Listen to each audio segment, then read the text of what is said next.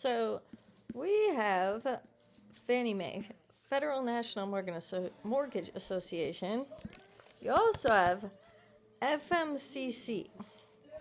Now, what I'm thinking is interesting. So this is going to be U.S. Director of Federal Housing. And this is in reference to these two companies. And down here, he's been active today somewhat. He will say, to stay competitive in any business, change is good, but as of today, we do not see any more executive changes other than the pre-announced or already agreed upon departures, because we will now focus on growth, eliminating fraud, safety and soundness, and making homes affordable again. Here he is saying, we do not foresee any more executive leader changes at Fannie Mae and Freddie Mac. That's FNMA and FMCC. Our focus will now turn to growth, making homes more affordable, rooting out mortgage fraud, and providing career opportunities to those who make Fannie and Freddie great American icons again.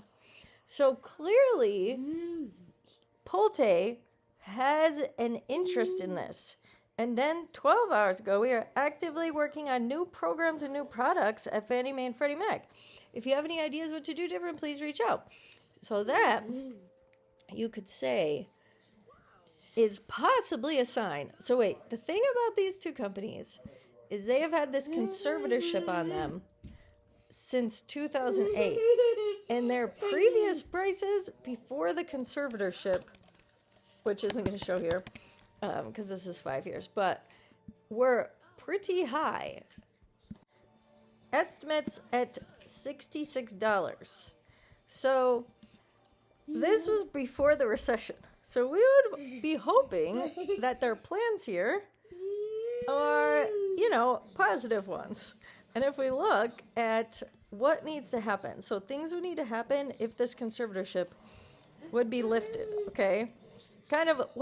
Mainly, you're going to need Bill Pulte, and then also the treasurer, which is going to be Scott Bassett. And this is one of his top priorities, lifting this. But they're going to need $300 billion. They had fired some people and eliminated 6.4 million. You could say that they are getting things together so that they have more money. And they also had hired some recent Trump people, FNMA, Trump hire. So they just hired some guy. I don't know if I'll be able to find it, but there's lots of news on this if you want to look it up, how this could end up happening. They recently hired someone that was not any type of politician, just a pro-Trump supporter. So Scott suggested that the state could be monetized, possibly through the Sovereign Wealth Fund. So that has not happened yet, obviously, the Sovereign Wealth Fund, but I think they're working on this. And then you have Bill Ackman. He's very involved, has a lot of opinions on this, involving IPOs in 2026 and 2027. Now, the stock has been surging, but this is what it is. The capitalization, they need $300 billion to exit. But my philosophy on this would be,